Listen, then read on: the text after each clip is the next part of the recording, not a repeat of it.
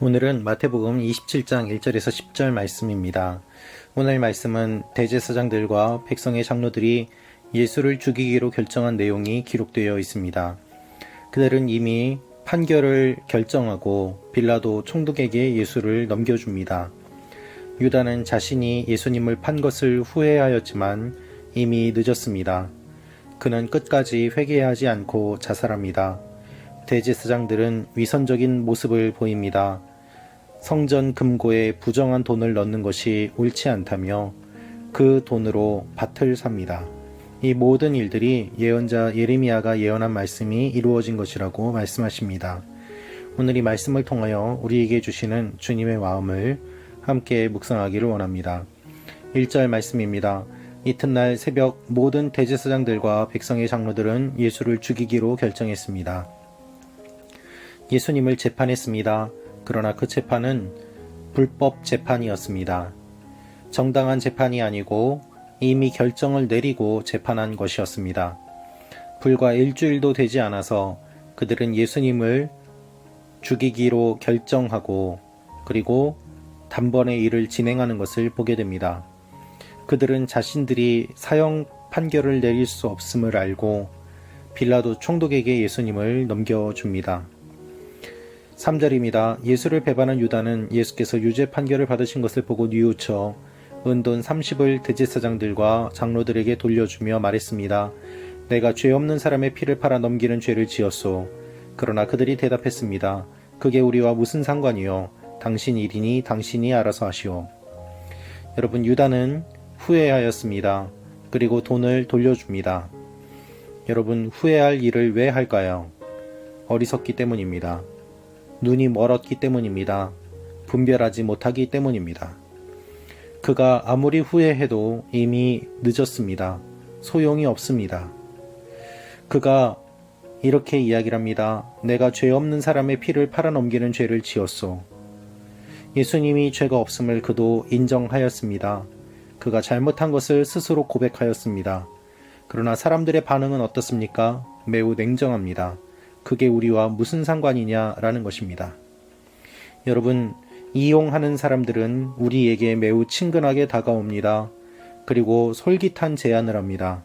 그러나 그것에 빠져서 죄를 짓고 유혹에 넘어진다면 그 이후에는 헌신짝처럼 버리고 쓰레기처럼 취급하는 모습을 보게 됩니다. 예수님에 대해서 냉정했던 그 사람들이 유다에 대해서는 냉정하지 않겠습니까? 그들은 냉정하게 이야기를 합니다. 유다도 이용당했고 또한 유다 스스로가 죄에 넘어가 어떤 큰 죄를 지은 것인지 그가 알고 있고 또한 그것을 인정하고 있습니다. 그러나 유다의 마지막은 끝까지 잘못된 모습이었습니다. 유다는 회개하고 하나님 앞에 다시 한번 나아가는 것이 아니라 자신의 인생을 자신이 결정하고 목매달아 자살했기 때문입니다. 그는 스스로 생명을 끊었습니다. 그러나 그렇게 하더라도 문제가 해결된 것은 아니었습니다. 예수님은 재판을 받으시고 사형장에 끌려가셨기 때문입니다. 또한 그가 생명을 끊었다고 하더라도 대제사장들은 그를 불쌍히 여기지도 않고 그리고 매우 냉정하게 대처하는 것을 보게 됩니다. 대제사장들은 어떻게 했을까요? 6절입니다. 대제사장들은 그 은돈들을 주워 들고 말했습니다. 이것은 피를 흘려 얻은 돈이니 성전 금고에 넣어두는 것은 옳지 않다. 거룩한 척 말하지만 사실 유다가 자살한 이유는 무엇입니까?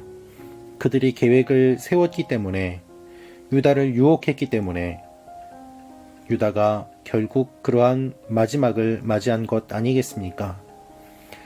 그들은 부정한 돈이기 때문에 성전 금고에 넣어두는 것이 옳지 않다고 말합니다. 그러나 누가 부정한 사람입니까? 돈이 부정합니까? 사람이 부정합니까? 그들은 토기장에 밭을 사서 나그네들을 위한 묘지로 삼았습니다. 자신들의 불의와 자신들의 죄악을 자그마한 것으로 감추기 위해서 이와 같은 위선을 보였던 것입니다. 그래서 오늘날까지도 그 밭을 피밭이라고 부르게 되었다라는 내용이 성경에 기록되어 있습니다. 여러분, 이 모든 것들은 예레미야가 예언한 말씀이 이루어진 것입니다. 예레미야가 예언한 것이 하나님의 말씀이 이루어졌다라고 마태복음은 기록하고 있습니다. 오해하지 마십시오. 주님이 말씀하셨기 때문에 유다는 어쩔 수 없이 꼭두각시처럼 그렇게 했고, 대제사장들도 그렇게 하나님의 말씀을 이루기 위해서 악을 저질렀다는 것이 아닙니다. 하나님께서는 인간의 악함 가운데서도 끝까지 말씀을 이루어 가시는 분이라는 것을 이야기하고 있습니다. 유다가 잘못하지 않았다, 유다가 억울하다라고 이야기하는 사람들이 있습니다. 그러나 성경은 결코 그렇게 말하지 않습니다. 유다에게 예수님은 충분히 기회를 주셨고 또한 끝까지 손을 내미셨습니다. 그것을 거부한 것은 바로 유다 자신이었고, 그는 그 스스로가 행동에 대한 책임을 져야만 했습니다.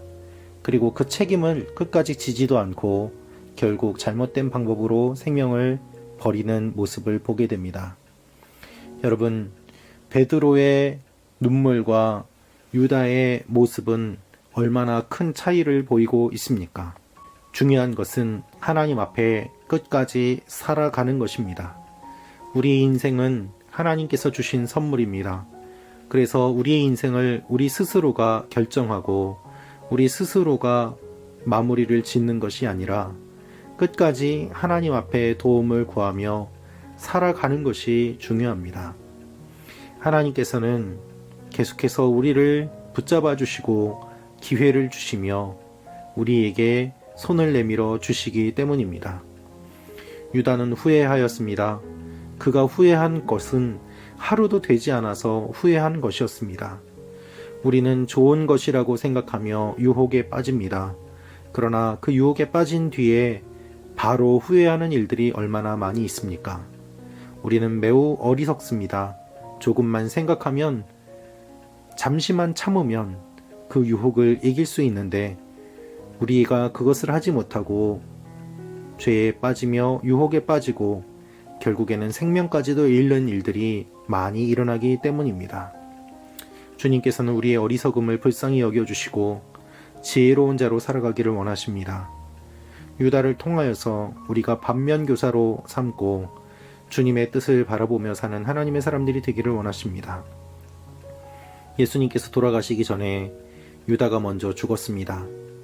여러분, 의를 위하여 돌아가시는 주님과 자신의 죄 때문에 죽는 유다의 모습은 주님께서 십자가를 지시기 전에 보여주시는 인간의 현실입니다.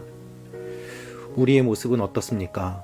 지금도 수많은 사람들이 자신의 죄 때문에, 그리고 자신의 인생의 한계를 경험하면서 스스로 인생을 마감합니다. 참으로 마음이 아픈 일들이 계속해서 일어나고 있습니다. 주님께서는 우리에게 생명의 명령을 하십니다.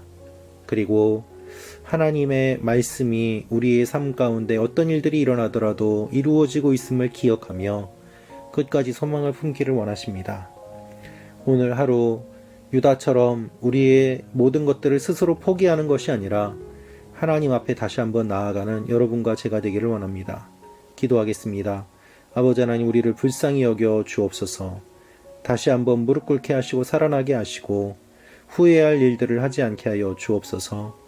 영적인 어리석음이 아니라 지혜로운 사람들 되게 하여 주옵소서. 예수님의 이름으로 기도합니다. 아멘.